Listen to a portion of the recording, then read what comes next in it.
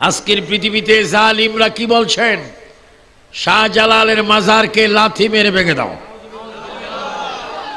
আব্দুর রাজ্জাক বিন ইউসুফ ক্যাসেটটার কথা আমি পরে ভুলে যাব, আমি আপনাদেরকে এক্ষুনি তার ছবি সহ তার বক্তব্যটি আপনাদের কাছে উপস্থাপন করছি আমার মোবাইল থেকে।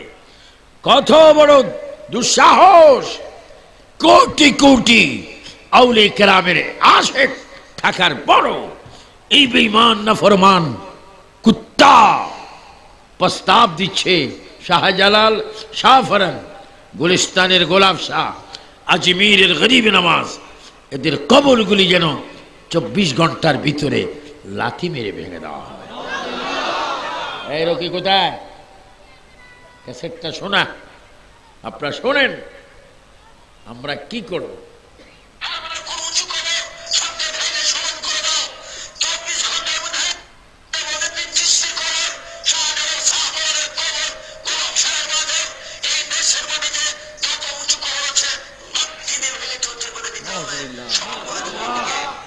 আমি আমার ভাইস চেয়ারম্যানকে দিচ্ছি, তিনি শেয়ার করে নিয়ে যাবেন। আপনাদের কি দিবেন বলুন? গাউসে পাককে তো আমরা মানি, তিনি আমাদের রুহানি বাবা, তার জুতা আমরা মাথায় রাখি। শাহজালাল বাবা সহ আউলিয়া কেরামকে যেইভাবে উক্তি করে গালি দেওয়া হচ্ছে, বলেন আমরা তাদের মৃত্যুদণ্ড আইন চাই কি চাই না?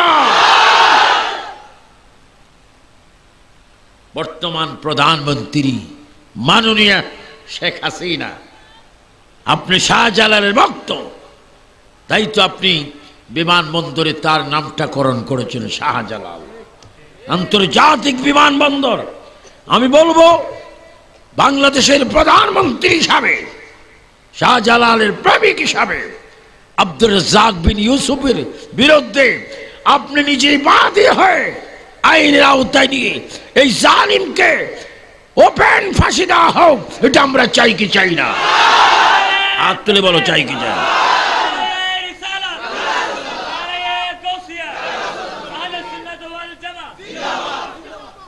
আর সেই লাথি মেরে ভেঙে দাও। এরকম বহু বেয়াদব বলি আল্লাহর বিরোধী করছে, বলছে শাহ আমানত কি মশায় কামড়ায়, এখন তারে কামড়ায়। শাহ আমানতকে মুশিরি দিছে কেন? মশায় কামড়ায়, এখন জানাব মহোদয়কে ডেঙ্গুয়ে কামড়ায়। কিরে বাইরে এই অবস্থা কেন? ফাফে বাফেরও সারে না। বলুন ফাফে। একটা কথা আছে চট্টগ্রামও বলে, চোরের 10 দিন ধরা খাবে। আল্লাহর ওয়ালি পিরানি পীর দস্তগীর মাহবুব সুবহানি গাউস সামদানি পীর হক্কানি শেখ সৈয়দ পীর মোহাম্মদ আব্দুল কাদের জিলানী আল গিলানী, তিনি দুনিয়ায় সে ওলি হননি, তিনি আম্মা জানের পেটে ওলি আল্লাহ।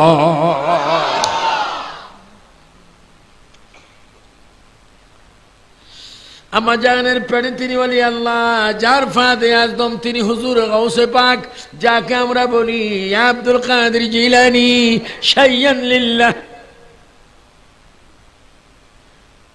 ও আব্দুল কাদের জিলানী, যেখানে মাদ্রাসা নাই, টুল নাই, টেবিল নাই, চক নাই, সিলেট নাই, টিচার নাই, মাস্টার নাই, মাদ্রাসা নাই, কক্ষ নাই, পাঠশালা নাই, তুমি সেখানে কি করে ওলি আল্লাহ হচ্ছ? তিনি জবাব দেবে, আমার আম্মা জান আবেদা, আমার আম্মা জান তাহেরা, আমার আম্মা জান সাইয়েদা, আমার আম্মা জান পর্দানিশীন, আমার আম্মা জান আওলাদ রাসূল, আমার আম্মা জান কোরআনের হাফেজ, আমার আম্মা জান বেগানা পুরুষ। কখনো আমার আম্মার চেহারা দেখে নেই। আমার আম্মা কোরআন শরীফ পড়তেন, জিকির করতেন, দুরূদ শরীফ পড়তেন, নফল নামাজ পড়তেন, সদা সত্য কথা বলতেন, আল্লাহকে ভয় করতেন, প্রিয় নবীকে ভালোবাসতেন। আমার আম্মা জান কোরআন শরীফ যখন তেলাওয়াত করতেন, আমি আব্দুল কাদের মায়ের গর্ভে থাকিয়া আম্মা জানের কণ্ঠের আওয়াজ শুনে আমি কোরআন শরীফটা ধীরে ধীরে মুখস্থ করতাম। তিনি বার বলে, যা কৌশে পাক, আরো জোরে 2 হাত তোলে আমরা গৌসে পাক চাই কি চাই না? গৌসে পাকের ক্ষমতা এখনো আছে।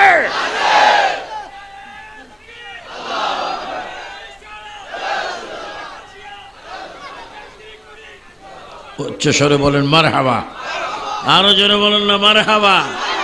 তিনি কি মৃত না জীবিত?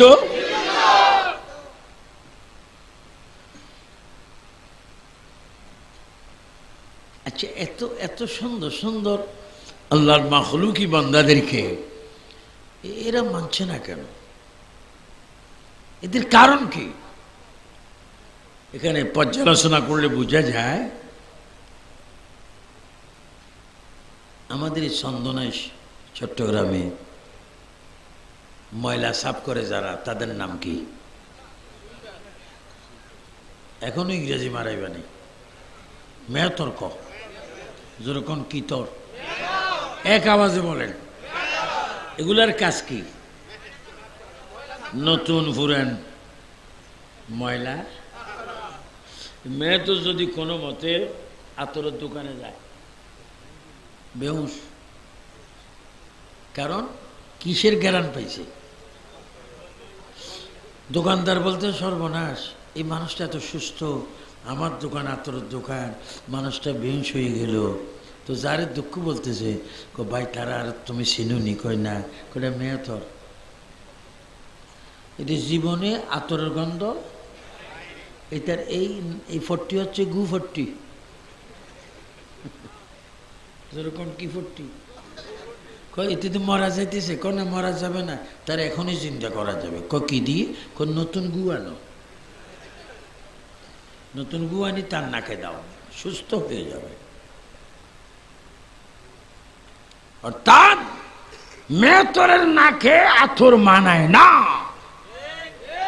যারা অলি বিরোধী, যাদের জন্মের দোষ, তারা কখনো অলি আল্লাহ মানতে পারে না।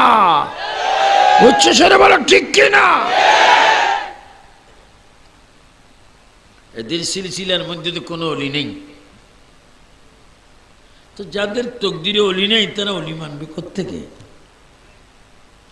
অলি মানতে হলে তাকে জন্মগত সুন্নি হইতে হবে, আকীদাগত সুন্নি হতে হবে, তরিকতগত সুন্নি হতে হবে, মাযহাবগত সুন্নি হতে হবে, সাংগঠনিকভাবে সুন্নি হতে হবে, রাষ্ট্রীয়ভাবে সুন্নি হতে হবে, দুনিয়া আখিরাতের ভাবে সুন্নি হতে হবে।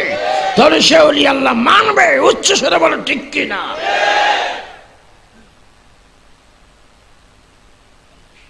আল্লাহর ওলি আম্মা জানের পেটে কোরআন শরীফ তেলাওয়াত করছেন। আবু সুফিয়ান সাহেব এত কষ্ট করে চাঁদপুর থেকে এসে কিচ্ছা বলতেছেন। কিচ্ছা তো আমি কিচ্ছা বলবো না, কে বলবে? আল্লাহই তো কিচ্ছা কয়। আলাল কাসাসি বিমা উহাইনা ইলাইকা হাযাল কুরআন। উচ্চ স্বরে বল আল্লাহু আকবার। কিচ্ছা কে বলে? আমি কি বলি? সম্পূর্ণ কোরআন কাহিনী, কোরআনের আয়াত পড়ে শানে নজুল আগে কিচ্ছা বলছি না, ওলি আল্লাহ শান বলছে। যিকরুল আম্বিয়াই মিনাল ইবাদাহ ওয়া যিকরুস সালিহিন কাফারা। নবীদের জিকির করো ইবাদত, ওলি আল্লাহদের জিকির করো গুনার কাফারা। হুজুরে গৌসুল আজম একজন ওলি, এর মধ্যে কোনো সন্দেহ আছে? আব্দুল কাদের জিলানী বড় ওলি নয় রে, ওলি বানানে ওয়ালা। আব্দুল কাদের জিলানী মায়ের পেট থেকে আপনি কোরআনুল কারীম মুখস্থ করে আসলেন। আপনি কে? আপনার আম্মার জান নাম কি? তিনি বলবে আমার আম্মা জানের নাম উম্মুল খায়ের বিবি ফাতেমা। ও আব্দুল কাদের জিলানী, আপনার আব্বা জানের নাম কি? কই সুফি দরবেশ ফকির আবু সালেহ মুসা জঙ্গি রহমতুল্লাহ আলাইহি। ইনি হচ্ছে আমার বাবা।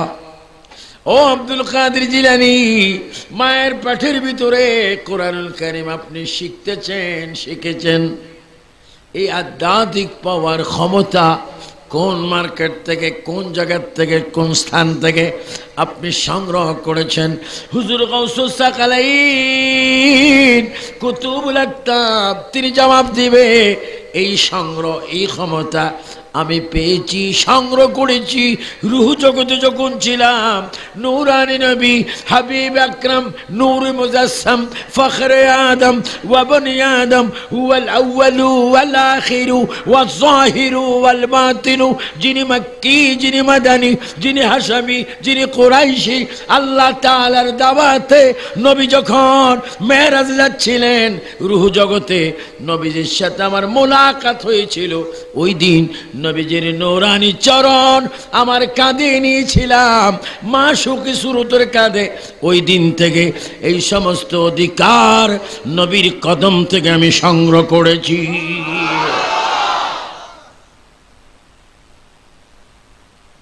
আধ্যাত্মিক জগৎ, মাশউকি সুরত,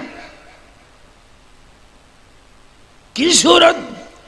না ইনসানিয়ত, না জিন্নাত, না ফেলায়কা, মাশউকি সুরত। এটা আলাদা একটা সুরত, যে সুরতে আমি নবীর সাথে মোলাকাত হয়েছে। সেখান থেকে আমি এই সমস্ত অধিকার ক্ষমতা অর্জন করেছি। বুঝলে বলবেন না সুবহানাল্লাহ? আজকে সেই নবীকে বলা হচ্ছে মুরুক্ষ। নবী মুরুক্ষ, উনি মুহাদ্দিস। আশ্চর্য খবর, মানে ব্যাকরণের একটা ক্লাস আছে তো তাও নেই। নবী মুরুক্ষ ছিলেন, জনাবে রাসূলুল্লাহ মুরুক্ষ ছিলেন। তিনি পৃথিবী কোনো পাঠশালায় পড়েননি, সেহেতু তিনি মুরুক্ষ। আরে জালিম, যার উস্তাদ আল্লাহ, যার উস্তাদ কে? বিসমিল্লাহির রহমানির রহিম।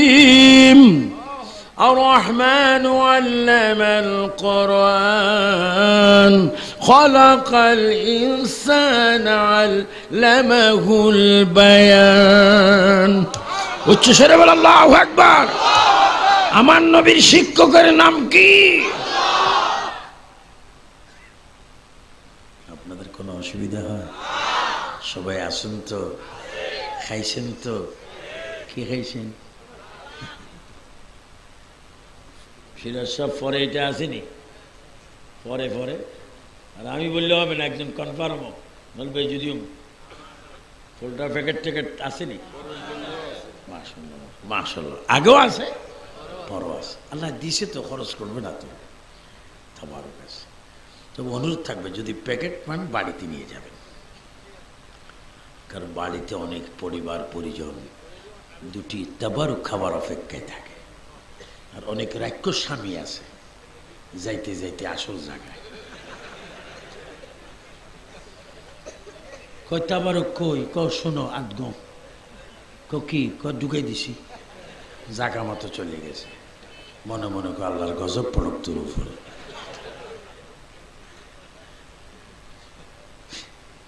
তাবারক সবাই খাবেন। তাবারক খেলে কলবের ময়লা দূর হয়, ক্যান্সার আলসার দূর হয়, নূর পয়দা হয়। কারণ এটা মিলাদ মাহফিলের তাবারক। যেরকম ঠিক কিনা?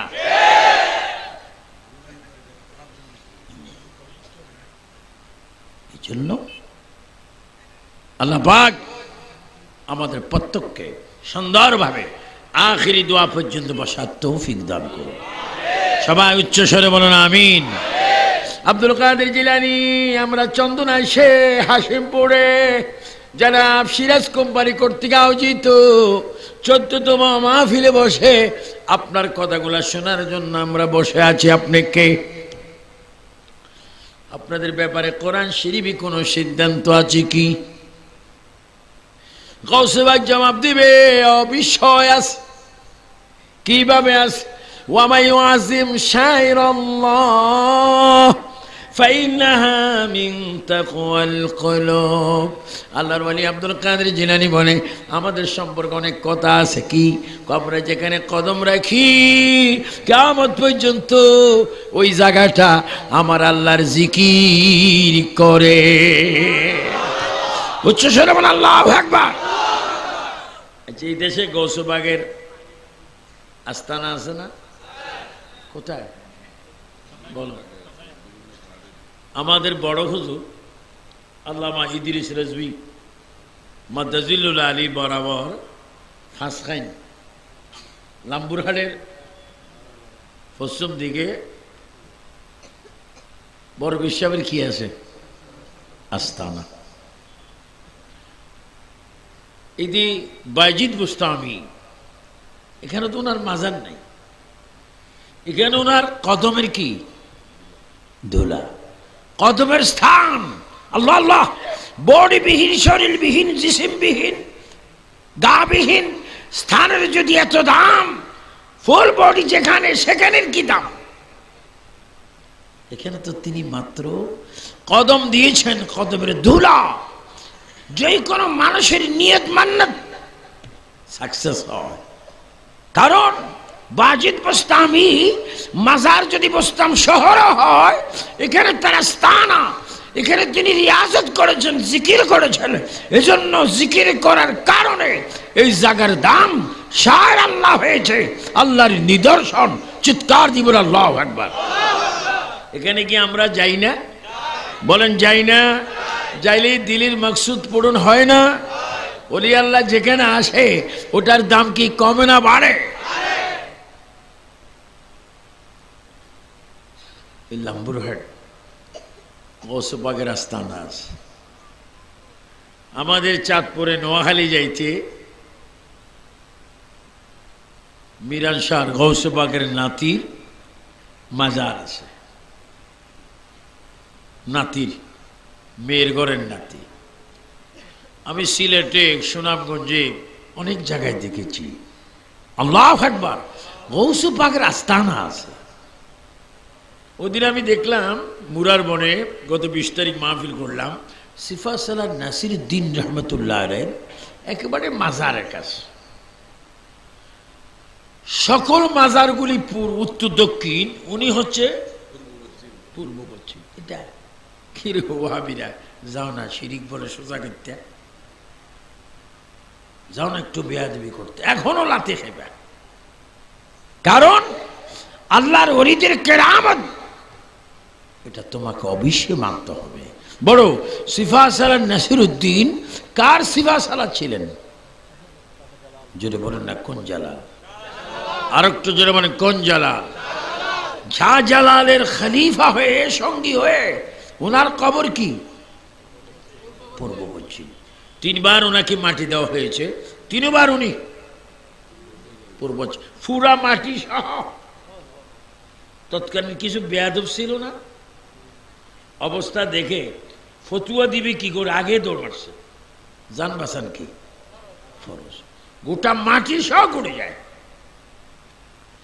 এই দেওয়ানি আল্লাহরা এইভাবে তাদের কেরামত দিয়ে ইসলামকে চিন্তা করেছেন, এটা আমাদের জন্য বড় কল্যাণময়। ও আব্দুল কাদের জিলানী, আপনি মায়ের পেটের ভিতরে কোরআন শরীফ পড়েছেন, কিভাবে এটা সম্ভব হলো? আমাদের দেশে ছেলে মেয়ে না ছেলে ডাক্তারের কাছে যায় এবং পরীক্ষা করার পরে যেটা পরীক্ষা করে এটার নাম আল্ট্রাসাউন্ড। কিতাবের নাম কি? আল্ট্রাসাউন্ড। এরকম কিতাবের নাম জীবনে আর শুনছেন? বলো, সায়েন্সের ছেলেরা, বিজ্ঞানের ছেলেরা, সবাই আর্টসের ছেলেরা, কিতাবের নাম কি? আল্ট্রাসাউন্ড। মেশিন দেওয়ার পরে ক্যাট ক্যাট ক্যাট ক্যাট করে আসে। ও, তোমার নসিব তো অনেক ভালো, তুমি এখন ছেলের মা হচ্ছ, তুমি এখন মেয়ের মা হচ্ছ। কিরকম গোপন জিনিস ওপেন হয়ে যায় কিভাবে? আল্ট্রাসাউন্ড করলে। তো আল্ট্রাসাউন্ড করলে যদি গোপন খবর ওপেন হয়, যারা আধ্যাত্মিক মেশিন তরিকতের পেশোয়া, তারা তোমার অন্তরে কি আছে তা জানে কি জানে না? সবাই উচ্চ স্বরে বলে, জানে কি জানে না? ওলি আল্লাহদের কেরামত কি মিথ্যা না সত্য? ও আব্দুল কাদের জিলানী, গিলানী, আল হাসানি ওয়াল হুসাইনি রাদিয়াল্লাহু তাআলা আনহু, আপনি মায়ের পেটের ভিতরে কোরআন শরীফ পড়লেন, কিভাবে সম্ভব হলো? তিনি বললেন, আমার মা ছিলেন আবেদা, আমার মা সাইয়্যিদা। গাউসে পাক আব্দুল কাদের জিলানীকে পাঠশালায় যখন দেওয়া হলো কোরআন শরীফ পড়ার জন্য, শিক্ষক যখন তাকে পড়াইতেছিলেন, শিক্ষক বলে, রব্বি ইশরাহ লি সাদরি ওয়া ইয়াসসির লি আমরি ওয়াহলুল উকদাতাম মিন লিসানি ইয়াফকাহু কওলি। গাউসে পাক জবাব দিচ্ছেন, আলহামদুলিল্লাহি রাব্বিল আলামিন। উস্তাদ বলে, গায়রিল মাগদুবি আলাইহিম ওয়ালাদ-দাল্লিন। গাউসে পাক বলে, যালিকাল কিতাবু লা রাইবা ফীহি হুদাল লিল মুত্তাকিন। উস্তাদ বলে, বাবা রে, আমি যা বলি তুমি তা বলো না কেন? ছাত্র ডাক দিয়ে বলে, বাবা জান, আমি এই জন্য তোমার কথা মানি না, কারণ আমি যা পড়েছি আপনি তা পড়াচ্ছেন, কারণ এই সমস্ত পড়া আমি মায়ের পেটে আগে পড়ে ফেলেছি।